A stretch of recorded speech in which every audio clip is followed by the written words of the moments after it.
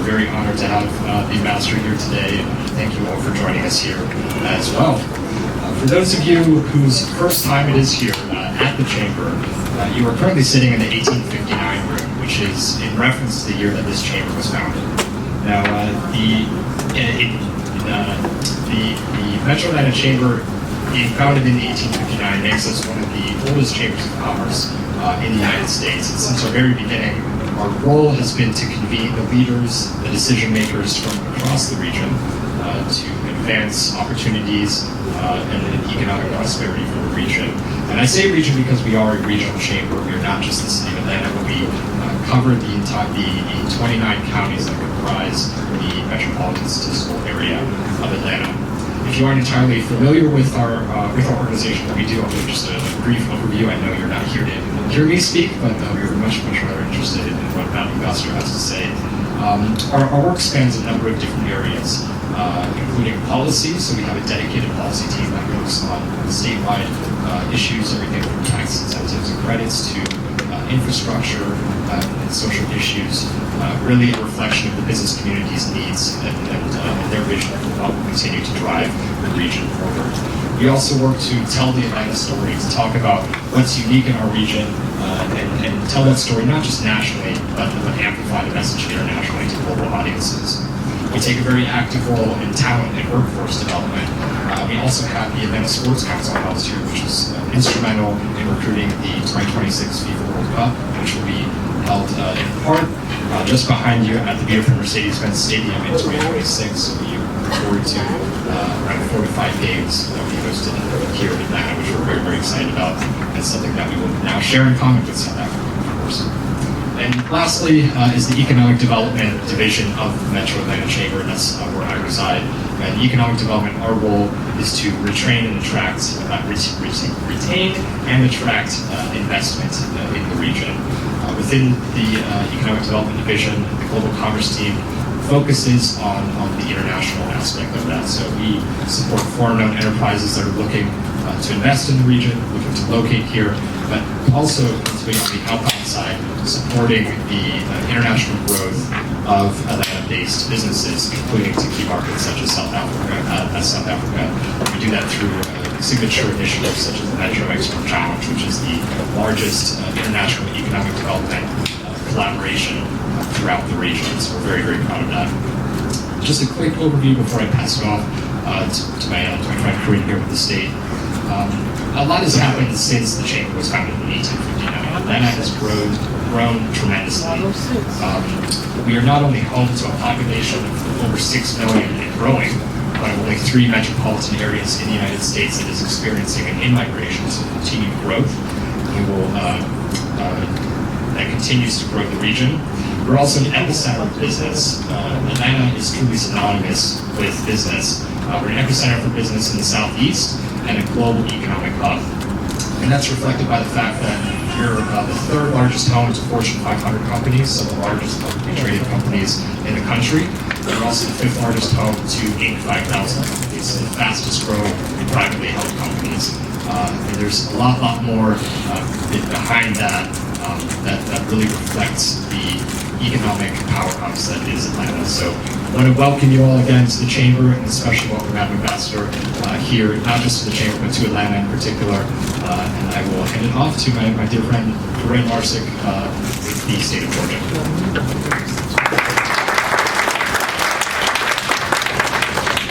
Thank you, Stephen. It's always a pleasure. He actually used to work with us over at the Department of Economic Development before he came over here to the Chamber, so it's always a pleasure. So thank you for that introduction. And Ambassador, it is a pleasure to welcome you to the state of Georgia on behalf of Governor Kemp and Commissioner Pat Wilson with the Georgia Department of Economic Development. I promise I'll be brief, that way we can get to the more interesting conversation. I just wanted to quickly give some information and outline the close relationship that Georgia has with South Africa. South Africa has been a long-time friend to the state of Georgia. We enjoy a robust trade relationship, which has grown 88% in 2022 from 2021. We just got those numbers, so that's exciting. We're actually one of the top 10 trading partners for South Africa in the United States. And our strong economic cooperation is only bolstered by the direct flight from Atlanta to Johannesburg. So our partnership goes far beyond just that of economic cooperation. We have a relationship that extends to culture, education, and the arts, with multiple institutions offering study abroad programs to South Africa, exchanges in history, business, animal sciences, international affairs. So there's a lot of exchange and opportunity between the institutions among us. In fact, one of Georgia's communities outside the metro area, Trenton, actually hosts an annual festival celebrating arts, culture, and cuisine from South Africa. So they do that every year.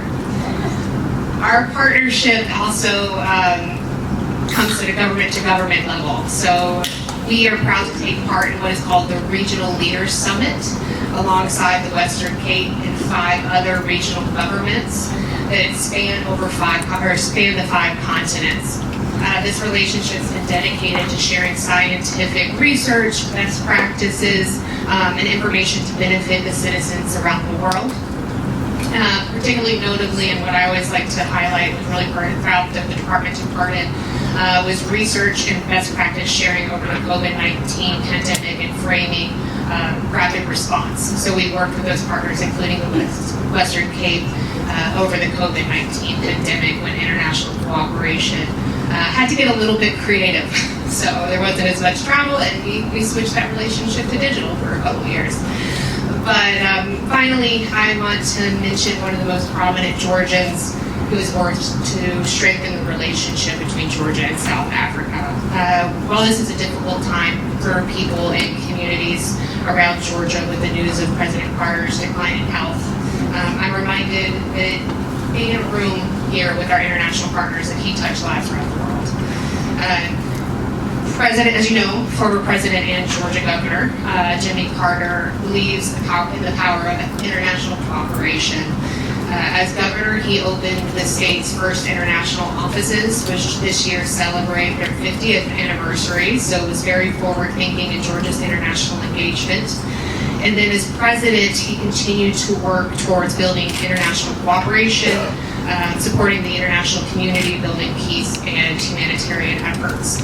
In 2007, he actually traveled to South Africa to meet with Nelson Mandela and form a humanitarian organization, the Elders, where he continues to serve as Elder Emeritus today.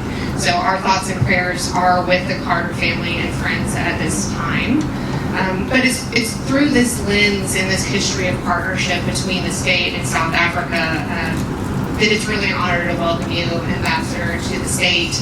And we're really looking forward to continuing a relationship and having a conversation around how we continue to engage with each other. So, thank you. And I will You're going to get enough of me later, so I'm not going to say too much right now. I just wanted to introduce myself, Trevor Williams with Global Atlanta. So you've been getting emails, pummeled with emails from us this week, so we appreciate you responding and coming to engage.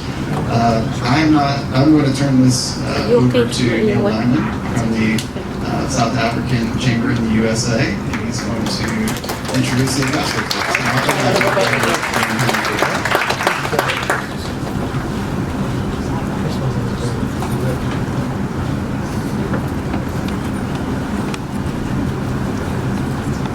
Thank you, Trevor. Ladies and gentlemen, it's such a privilege for us as a delegation from South Africa to be here today. It is the first official state visit of an ambassador of South Africa to the United States, to the state of Georgia and the city of Atlanta. So, Madam Ambassador, we want to thank you for gracing us with your presence. We'd like to thank you for taking an interest in Georgia. When you come from South Africa, the US can be a little bit overwhelming. This is one big place. So there's a lot of people vying for relationships and to ensure that they stay on top of the agenda. We are thankful that the South African Chamber of Commerce are based out of Georgia. We're a national organization but our offices are here in Georgia, and we always try to keep Georgia and the city of Atlanta on top of the agenda. And part of that reason is because we enjoy the diversity of the city of Atlanta. It very closely resembles our own country. The cultural mix, the energy, but also the business acumen and the strong focus of reaching out across the Atlantic to the continent of Africa. And therefore, this is such a big privilege for me as President of our South African Chamber of Commerce to introduce our ambassador. Before that, I would just like to acknowledge one of our former presidents of the South African Chamber of Commerce, Molowasi Magudi, that is in our presence. Molowasi, thank you. And then we are also graced by 3 of our board members that are present. And I'm just going to ask them to stand very briefly so that you can see who they are. It's Magda Odendaal, it's Michelle Naiker, and it's Justine Diamond. We believe in transparency in our country, so just to be transparent, the last person was my wife. But I don't get questions asked afterwards. It's my privilege just to introduce our ambassador to you. Noma India Mfeketo is a South African ambassador to the United States since March 2020. Social injustice and the brutality of the apartheid system motivated our ambassador to enter into active politics at the tender age of 23. When most of us are still seeking our college education, our ambassador was already fighting social injustice. Noma India played a critical role in the post-1976 family support of detained students, leading to active engagements with a number of non-governmental organizations. Noma India served as South Africa's Minister of Human Settlements in the cabinet before becoming the ambassador. Prior to that, she was a Deputy Minister of International Relations, a role in which she works closely with the Palestine question, the Middle East peace process, and BRICS. BRICS, for your general information, is an economic bloc consisting of Brazil, India, Russia, China, and South Africa. Noma India has an extensive career within the South African government and has served as the Deputy Speaker of Parliament, that is the equivalent of our Congress, House of Representatives, in South Africa's 4th Parliament, and as the first black woman to be Mayor of the city of Cape Town, which is our mother city. Thank you. I think that deserves an applause. Our Mayor has been a member of the National Executive Committee of the ANC since 2007 and still serves on the working committees of the ANC. She's a keen interest in social justice, issues of the alleviation of poverty in South Africa, and she's a fighter for justice. With that, ladies and gentlemen, I'd like you to welcome this remarkable woman that is the Ambassador of South Africa to the United States, Noma India Mfeketo. Madam Ambassador, you are welcome.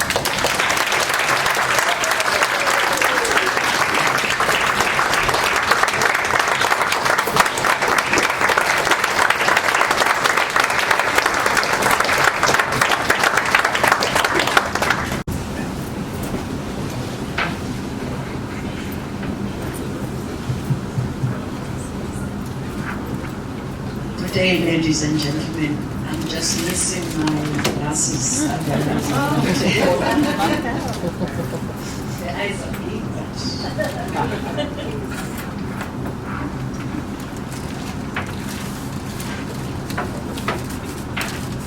Thank you very much, ladies and gentlemen.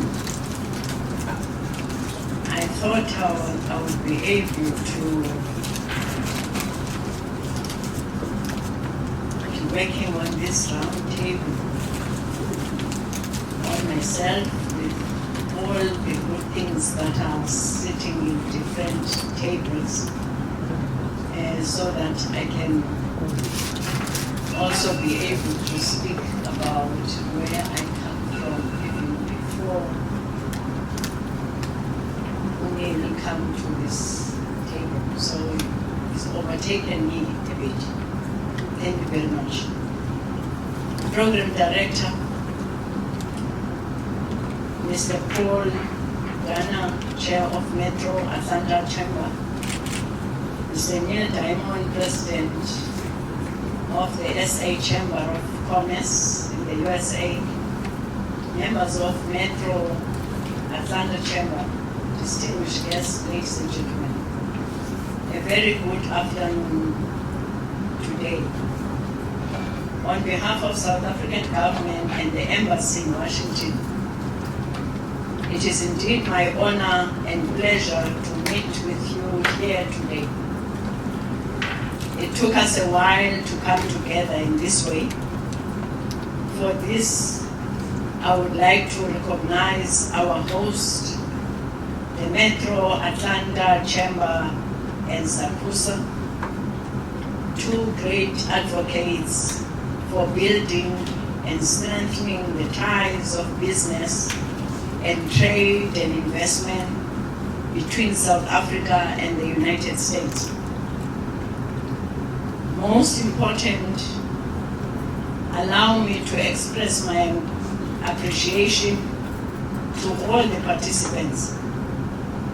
Thank you to one and all for honoring this invitation. Ladies and gentlemen, as you may be aware, South Africa, as Africa's most industrialized economy, is in the grip of a severe energy crisis that is not only disrupting the lives of millions of people, but also threatening the economy and food supply. The major problem with power generation in South Africa is that there has been underinvestment in the energy sector over the past 2 decades. As a result, much of South Africa's state-owned utility, Eskom, which supplies more than 90% of the country's electricity, coal-fired power plant fleet is definitely aging, with rational load shedding being implemented. On the 9th of February, President Cyril Ramaphosa, in the State of the Nation address SONA, announced a national state of disaster over the country's electricity crisis. The government emergency declaration will enable extra financing to be unlocked and fast-track regulatory processes. A further measure is the appointment of a Minister of Electricity with the purpose of coordinating the country's response to this persistent power crisis. Despite this major challenge, global clean energy transition holds new promise for South Africa and Africa's economic and social development. With solar,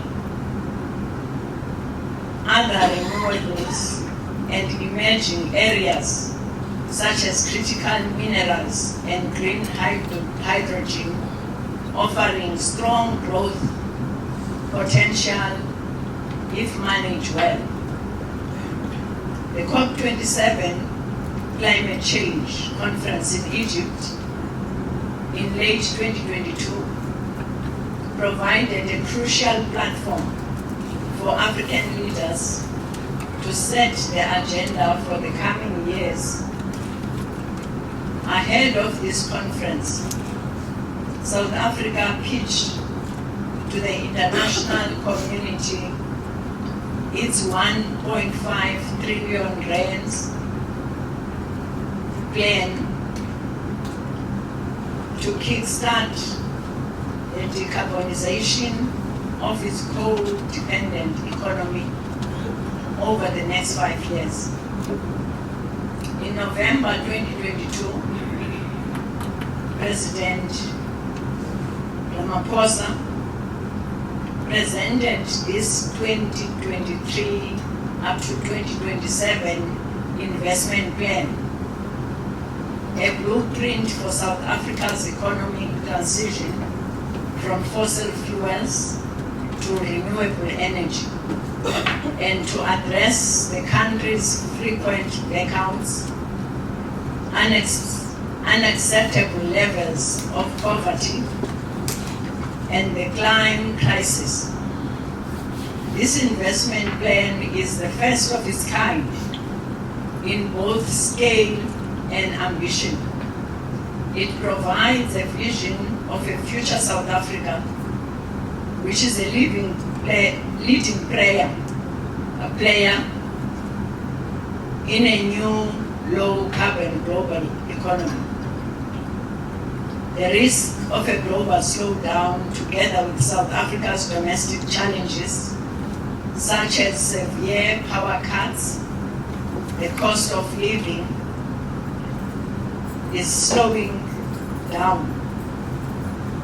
Extreme weather events, logistical constraints will nevertheless impact on South Africa's growth outlook in 2023. However, this does not spell all doom and gloom. South Africa's fiscal position has improved over the past 2 years, largely thanks to social, fiscal consolidation measures such as budget discipline, together with better than expected tax collection, primarily driven by global commodities, creating an enabling environment conducive to investment, both domestic and foreign, including political and policy certainty in the run-up to the 2024 general elections, will be an important foundation for the structural changes needed in South African economy in the medium term.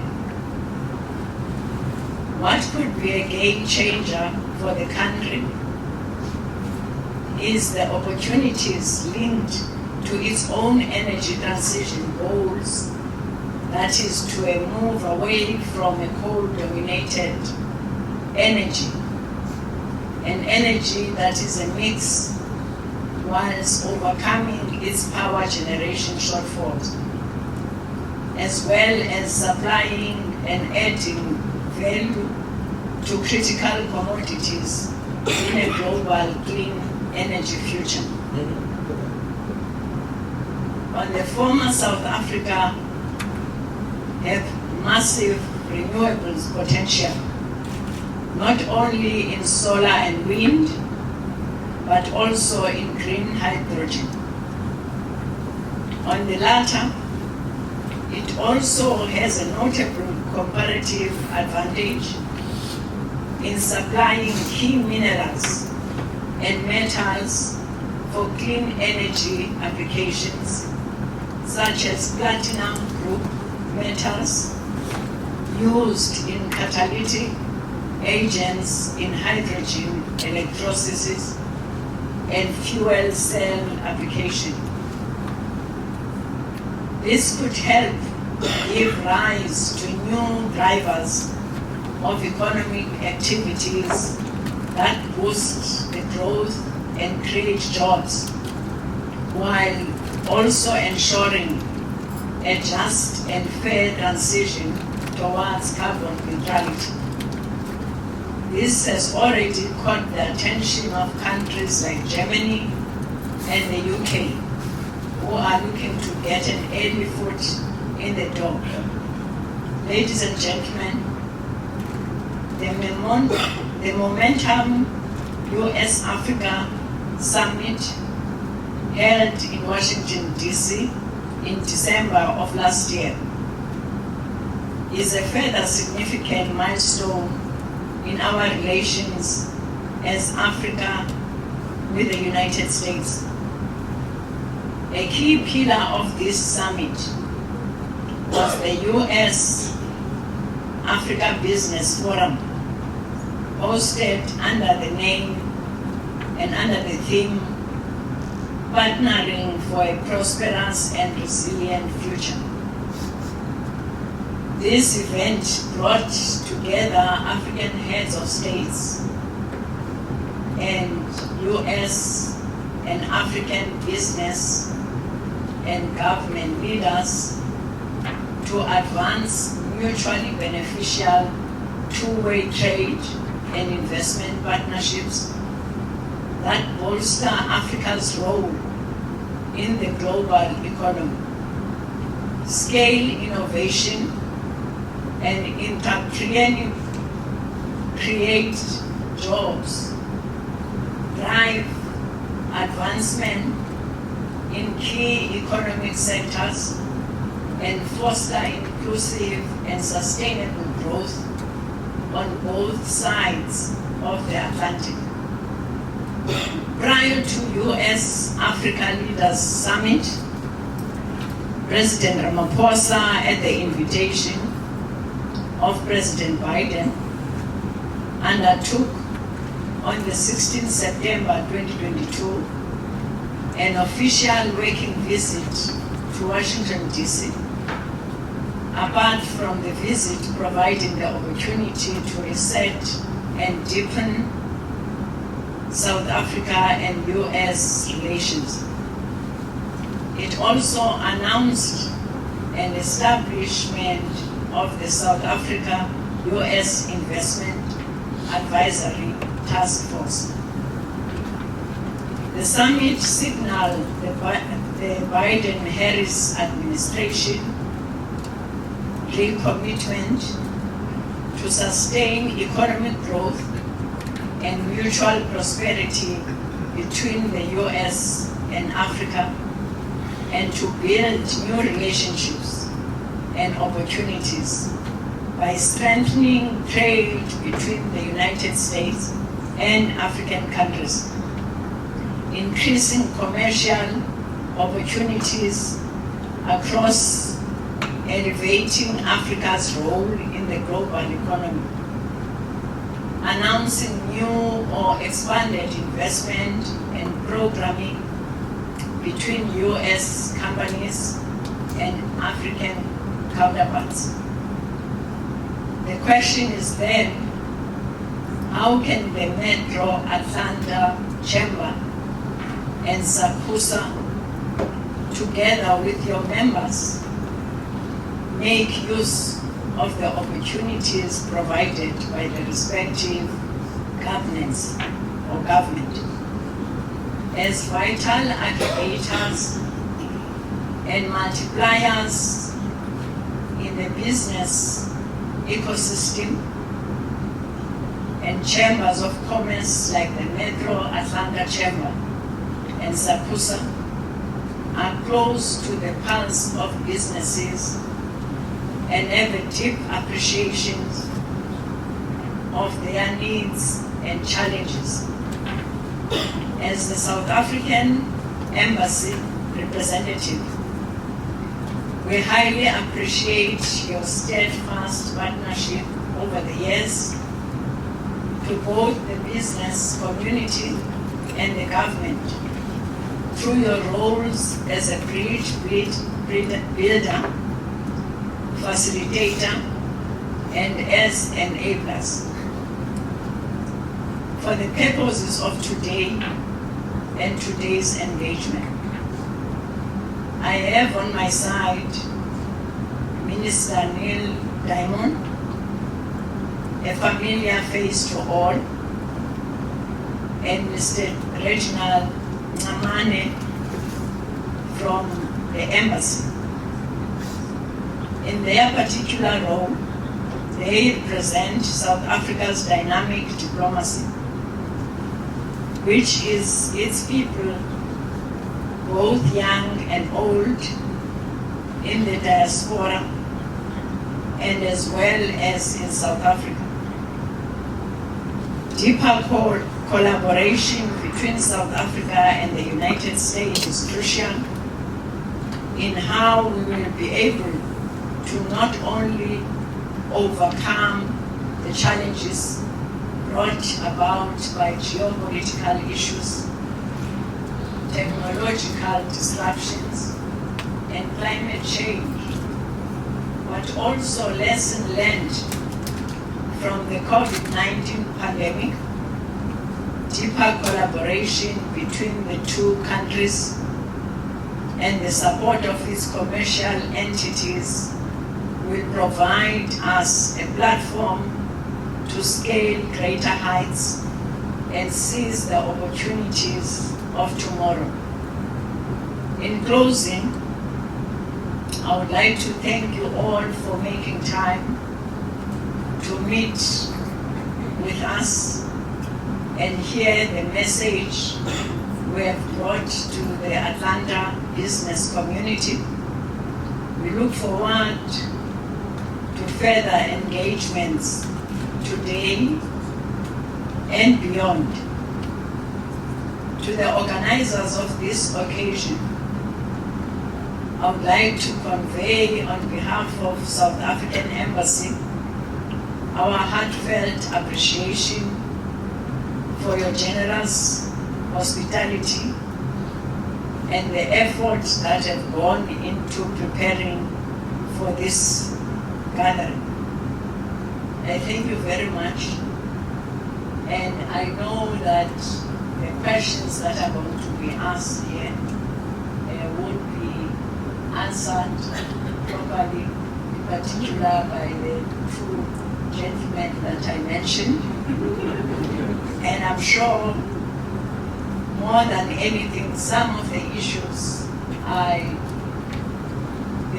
mentioned here, you can also ask questions. We'll find a way of answering you if we can. If we can, but if we can't, what we'll do is to get your numbers so that we are able to also answer to you with a proper question and a proper response. Thank you very much.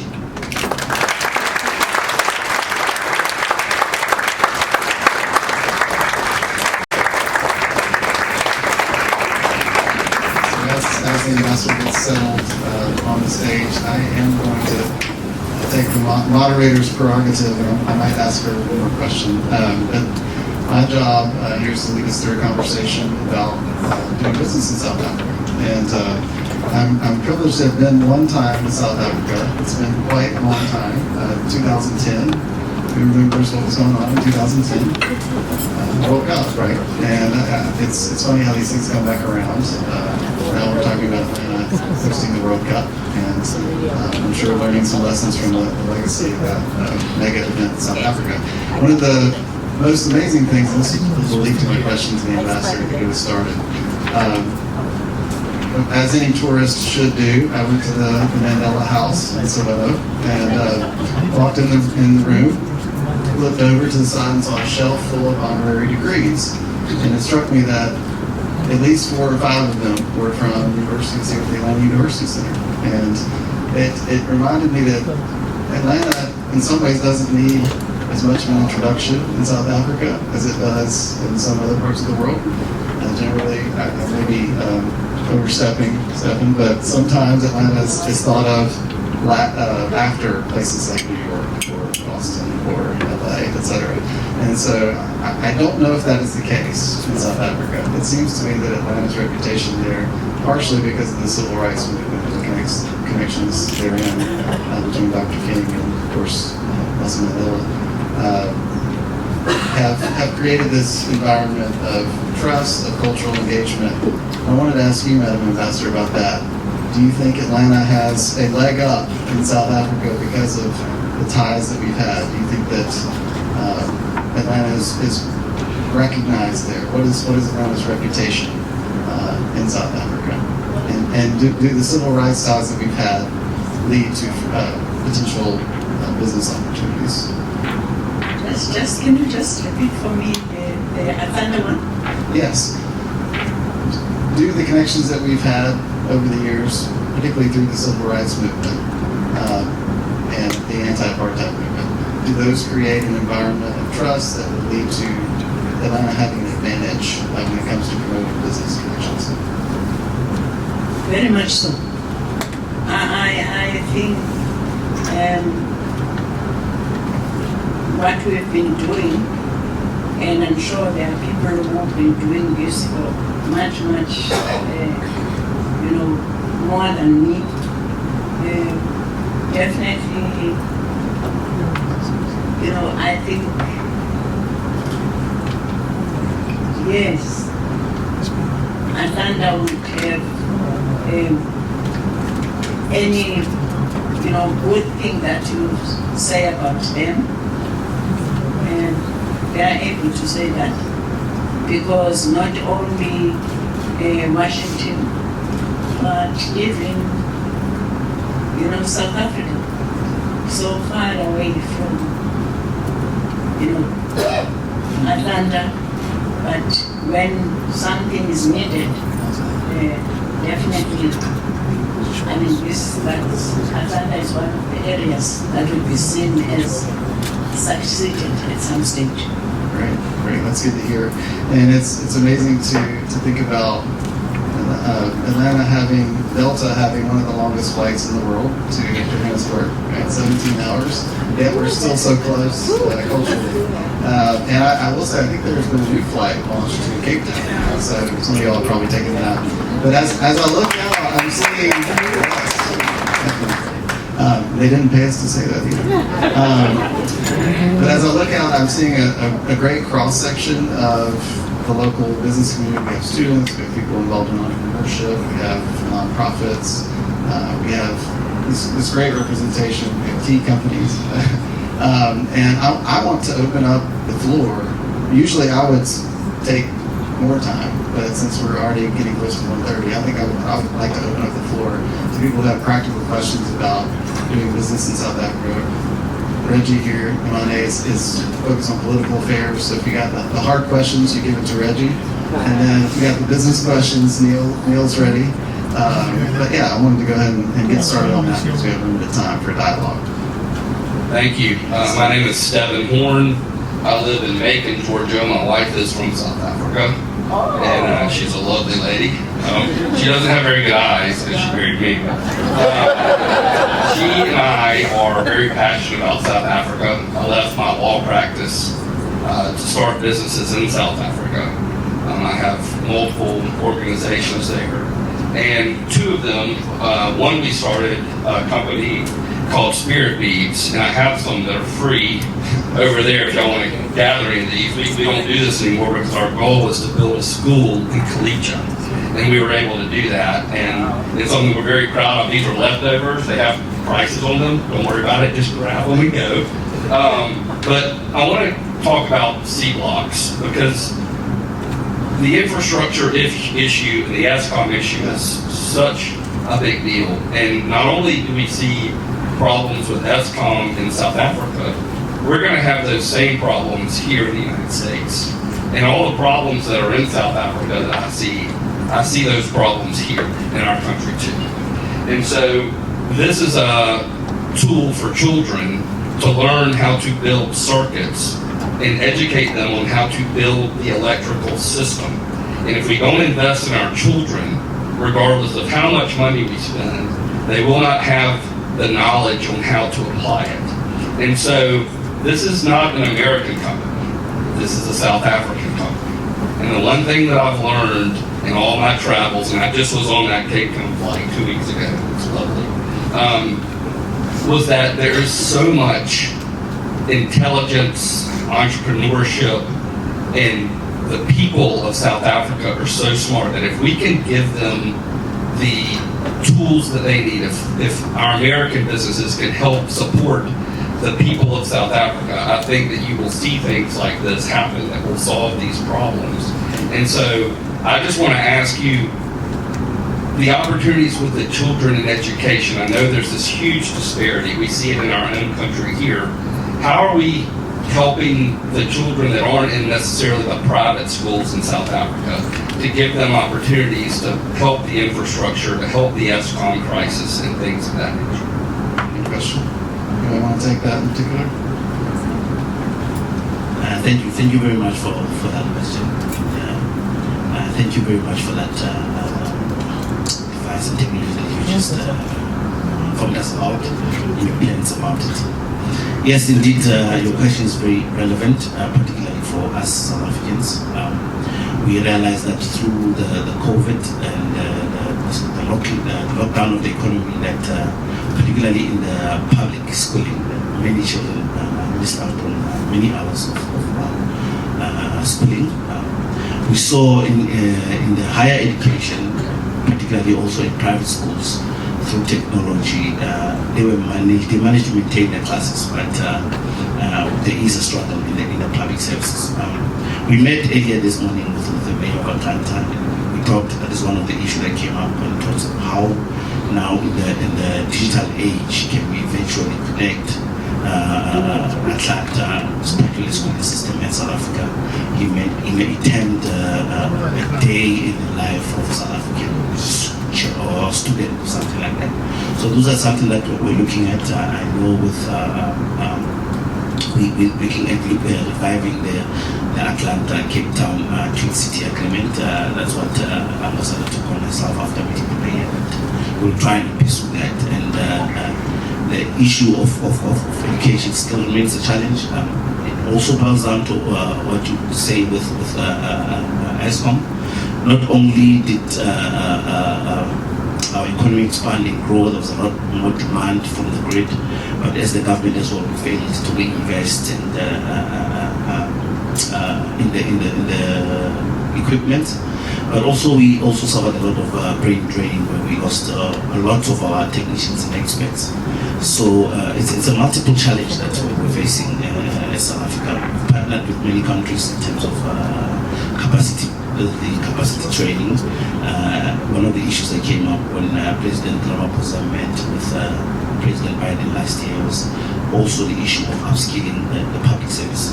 So we're looking at having a partnership with the Kennedy School of Government and the South African Government School, so that in the interest of the economy and the government, the public service as well is professionalized to better deliver to our citizens. So yes, indeed, it is a challenge that we're looking at, and we will take this commission further, particularly on your product, on how to get it to market, and who are the entities that you can speak to. So I'll be glad to speak to you.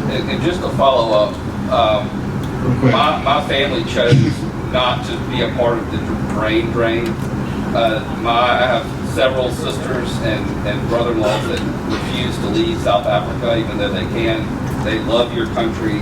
They want to support your country, and it's something that we're very passionate about. I've seen from the Atlanta perspective a lot of the business schools here. The Henry's Entrepreneurship Initiative. I think Georgia State's doing a virtual exchange program. We've got some students here with multiple universities in South Africa. So I think there's quite an appetite for these kinds of collaborations. And like you mentioned, Stephen, it's a universal problem: workforce development and training the youth and helping build an entrepreneurial ecosystem. So I kind of wanted to ask you about that, Neil.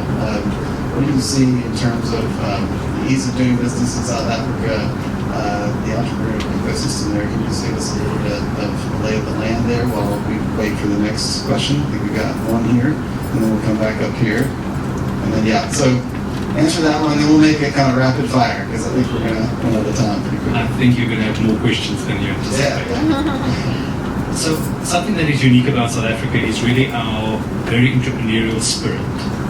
And that is something that is almost within all South Africans, from our township economies straight up through to our large businesses. And that is something that South Africa can share with the US. So it's great to hear that there are those initiatives from top schools, especially in Atlanta like Emory, that we would like to twin with and partner with, so that we can have those programs that we use in South Africa to develop, especially the areas in our community that are most vulnerable. Our women, our youth, and people with disabilities. to grow entrepreneurship in that sector. Unemployment in our country is a significant problem, as similar to energy, but we have got ways and means that we implement job creation opportunities, entrepreneurship development opportunities with our own tertiary education institutions, but also with international agencies, to be able to provide every mouth in South Africa with food. And if we are able to get somebody to provide for themselves, it takes the burden off the broader society to be able to do that. So many of the challenges that we have in our country is evident in the US as well. I think the question made that very clear.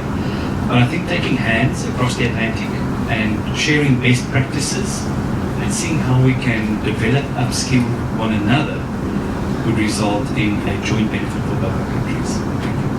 Rita back here, or you come? Thank you, Trevor. Quickly. Good afternoon, everyone. My name is Frida Mwanga Brazil. I'm from Zambia. And welcome, Ambassador, to Atlanta. Thank you so much.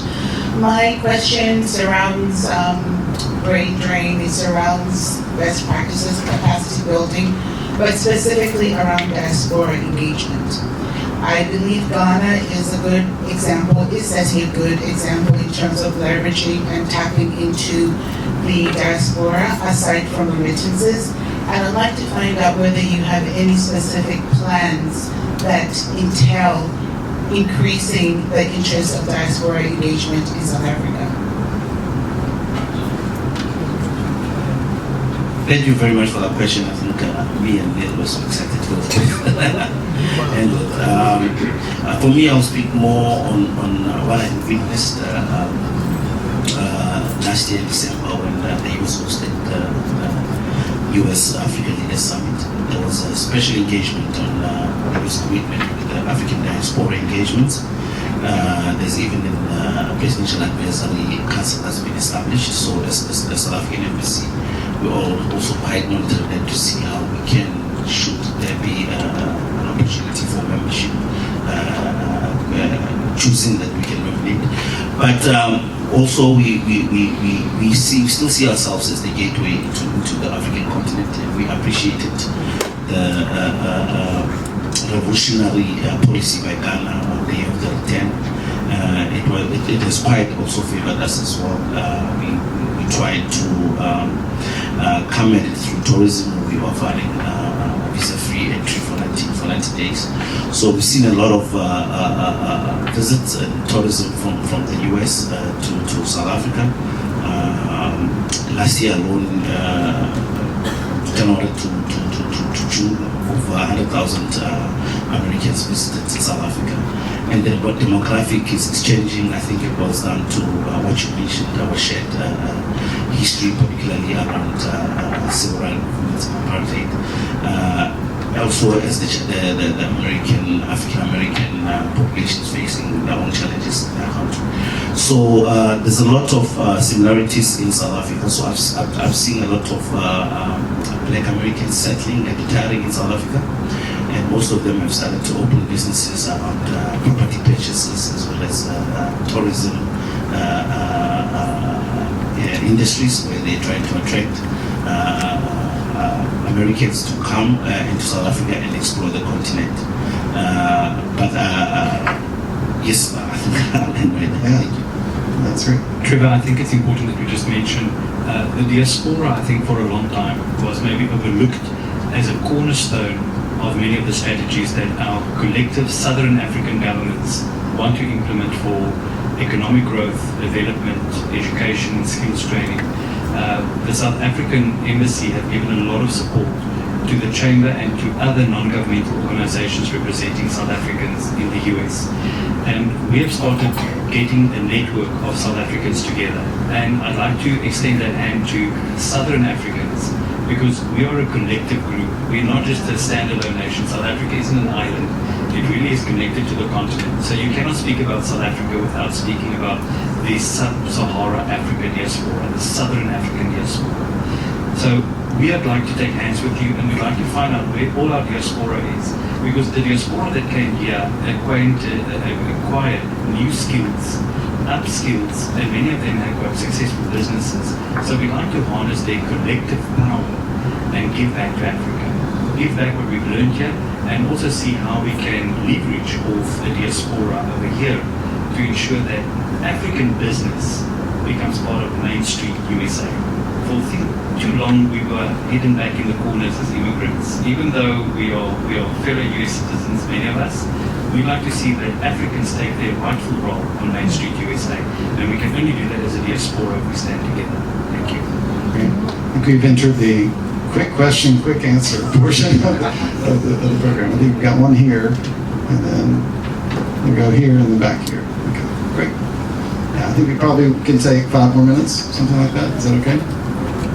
Okay. And feel free to leave if you need to. I think it seems like everybody's engaged, but don't feel bad about sneaking out if you need to. Sorry, do we have a mic? Just want everybody in the back to go. Sorry. Yeah, thank you. I would like to ask, as a female individual, how can we be involved and benefit the small craft businesses that are happening all over South Africa? How do their little businesses, people making beads, people making clothing or handbags out of plastic ware, how do we find out where they are? How do they get recognized in America, or in Atlanta, I should say? Christine had said that for a while in Washington they had like a flea market or a market where they had stores of South African goods from a craft point of view. Yeah. How do we get that today? I wanted to ask y'all, there used to be a Brand South Africa showroom here at the Breakfast Mart. I don't know if that's still here or not, but I guess the question is, how do we get the consciousness raised about the handicrafts and the small business people in South Africa? Thank you. Thank you, Auntie. Well, as you know, South Africa has got a very pro-women policy.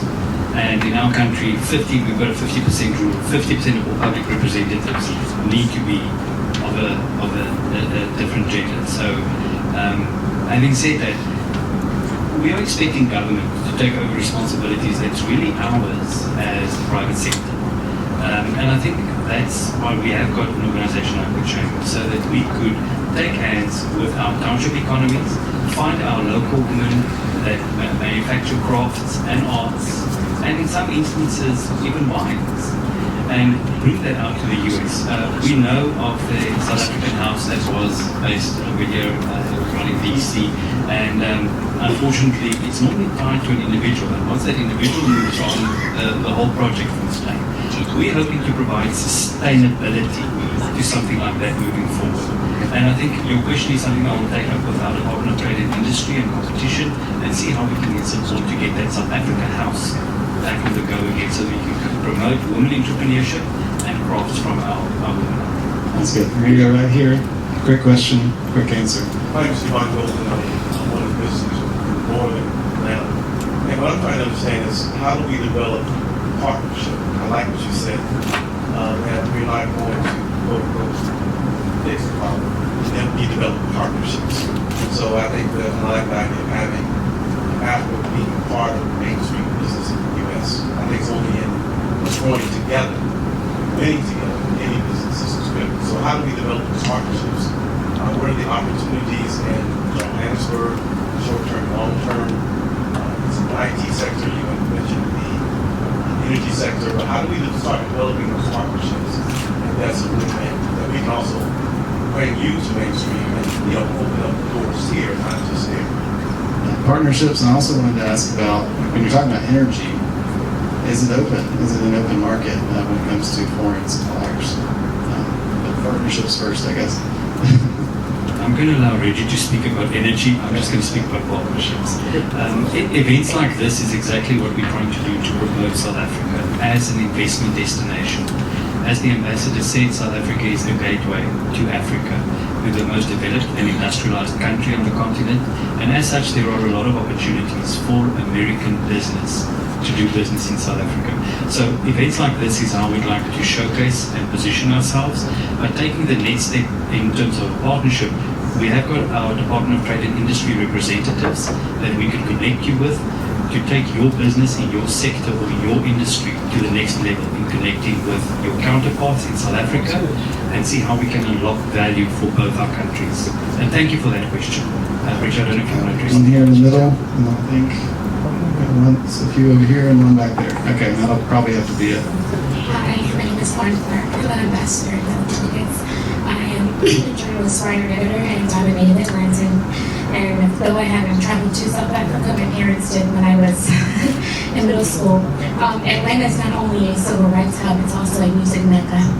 It's also a fashion capital. It's growing. I've had to cover many events and many things like that.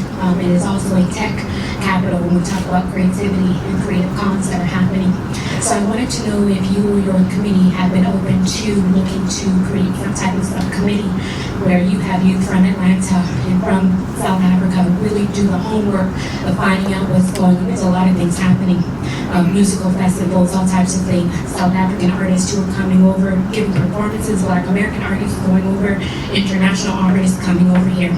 So have you thought about actually opening a committee that specifically targets, okay, well, what's happening on this date, what's happening on that date, what conferences are happening? Nigeria just had a tech conference online. It was also digital, and it was also in Lagos.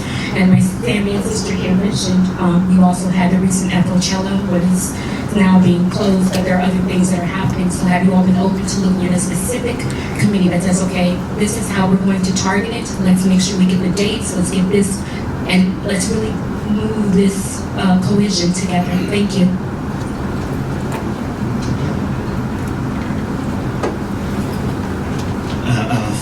Thank you very much. There are a couple of questions that I wanted to address before I come to brilliant suggestion. In terms of Brand SA, we do have Brand SA, but now it's headquartered in New York. It's primarily responsible for branding and then trying to market South Africa. And in terms of how we link up, if you visit Invest SA, South Africa, www.investsa.gov.za. In there you'll see all the sectors that are available for partnership.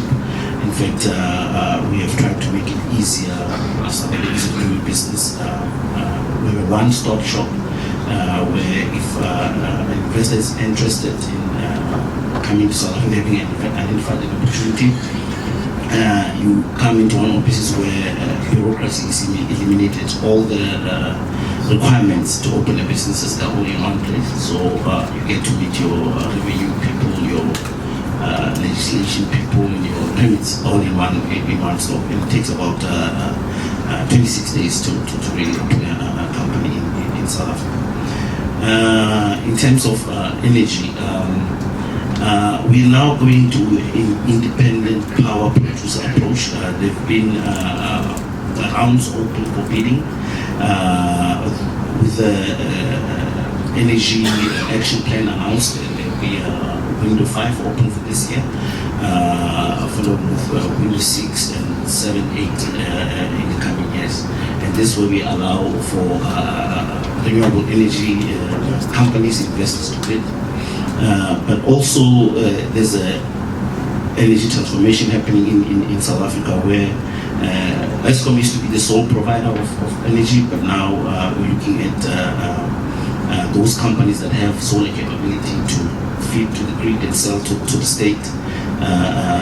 We're looking at households rooftop solar generation to also be sold into the grid. So there's an energy mix happening at the moment.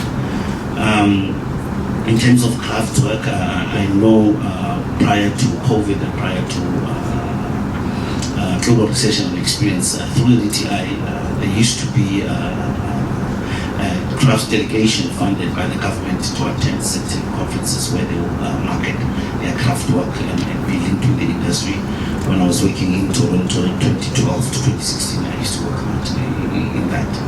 But also within the DC area, as the embassy, we've tried to make engagements with the National Black Chamber of Commerce. We met ladies there wanting to fashion into crafts, and what I liked about them, they selling their artifacts to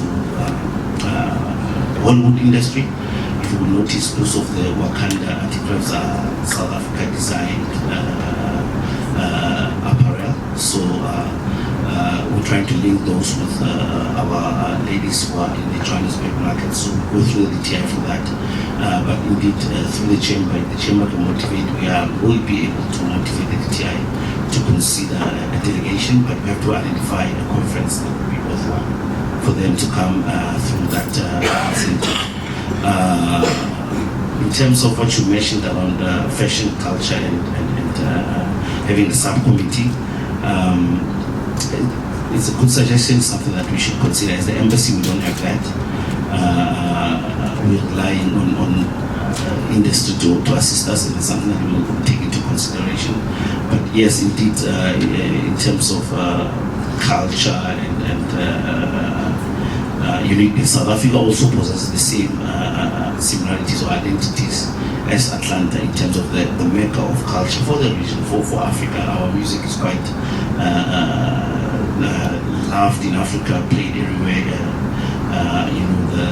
The Jerusalem song that became popular worldwide. So there is quite similarities, and I'd love to engage you further. Maybe it can start in a virtual platform where the two will start talking, but it's something that should be considered. Thank you very much for the suggestion. Great. Right behind you, real quick. My name is Bumi Janadu. I'm the senior advisor for the FIFA 2026 World Cup Baltimore DC joint bid. My question to you is, how is South Africa leveraging the fact that the World Cup is coming to the US, Mexico, Canada, to increase its visibility and form these partnerships both in sports and in the creative industry? The Rugby World Cup is also eventually coming. We know South Africa is on several Rugby World Cups. That's my first question. The second question is, also you might want to explain to the audience the instrument of the African Free Trade Agreement and how you can leverage that to attract a lot of American businesses, small, medium, and large, to establish manufacturing, to create the jobs. And I think that ties into everybody's questions in this room. Great. World Cup, leveraging the World Cup and African Continental Free Trade Agreement in like a minute. I see the local organizing committee providing assistance and support. When we were with the mayor of Atlanta this morning, our ambassador offered our support in terms of any shared knowledge or experience that we have that we could share with any of the host cities. And I definitely from the chamber side like to make any resource available that we have to connect with host cities in South Africa and the skills base that we still have there to share information to make this World Cup very successful in the US. Reggie, I don't know how you're going to do the free trade agreement in 2 seconds. Thank you very much. Set up in one place and ship to the rest of the continent. Yes, that's the basic idea. It's the African Continental Free Trade Agreement. I think for me it's just a testimony of finally African, Pan-African organizers. But you understand the continent is quite vast. It's the youngest population in the world, and there's a lot, a big market. So the issue now with the instrument is that it requires a lot of capacity building for us to get it correctly.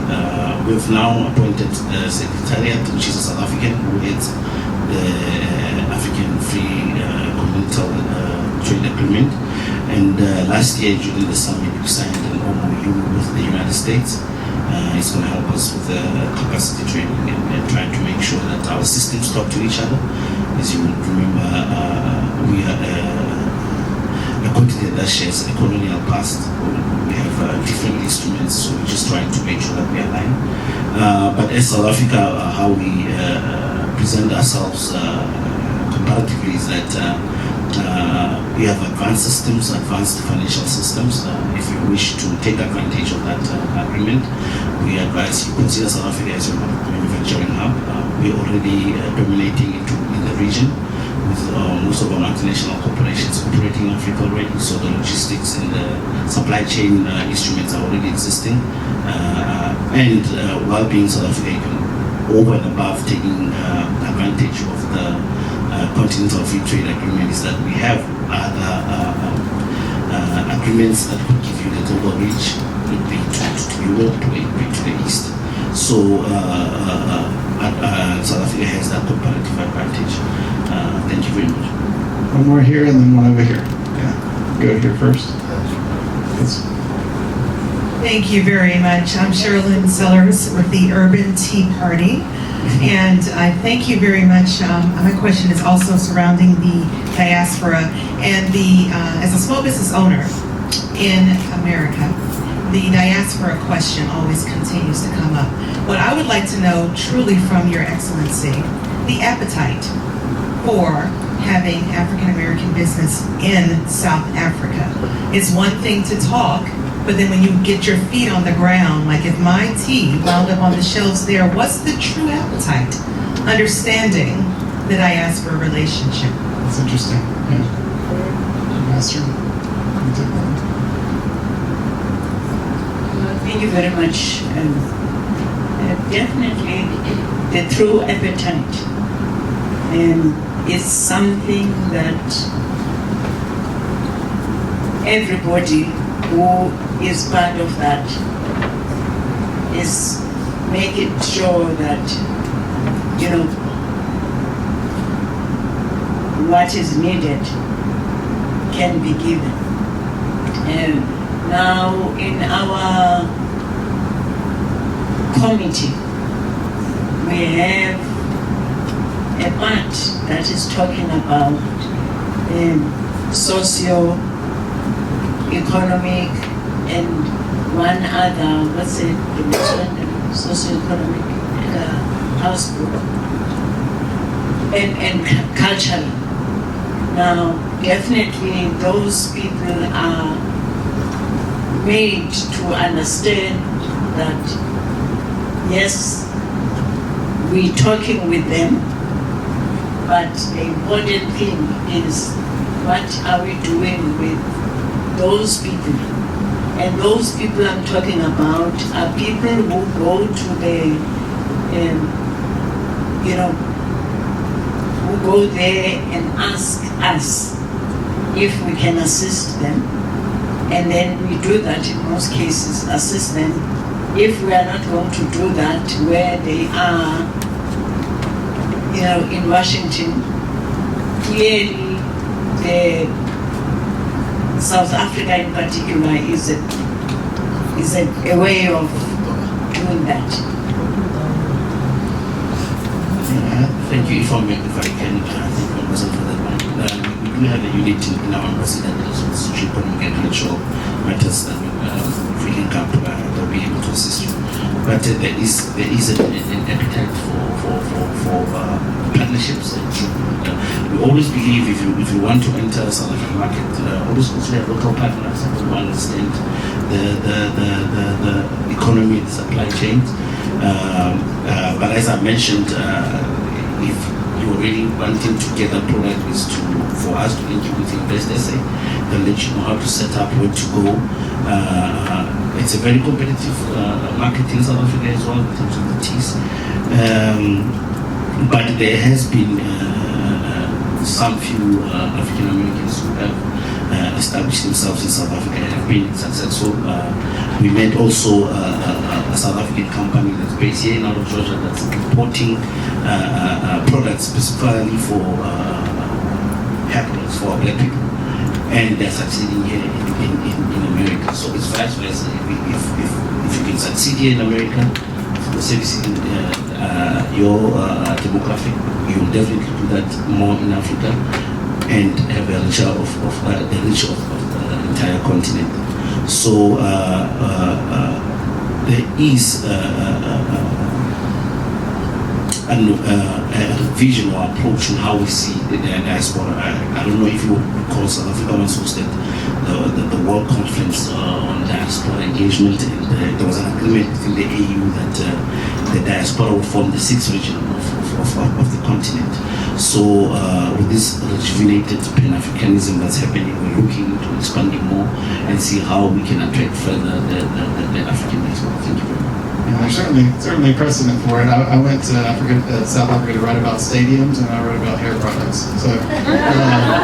So we got one more question back here, and then we'll let y'all go, and we'll give our panel a round of applause. Let's make it to the point. I think I'm loud enough. Oh, sorry, back there behind you. I'll be short and sweet. My name is Andrew Michael, and I have an organization called Shared Interests. We have the anti-apartheid groups and supporting economic empowerment in South and outside of our focuses on entrepreneurship. And so my question is, with income inequality and all kinds of poverty, particularly in your country, so wonderful to have you with us.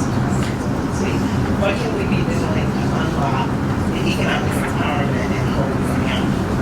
I'm a proud graduate of one of our wonderful historically black colleges and universities.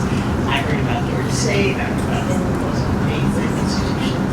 But I think we have to also prioritize our historically black colleges and universities, and in particular find ways to include them in the equation as we try to provide more young people with economic development opportunities. So a question, and maybe we can close on a up note.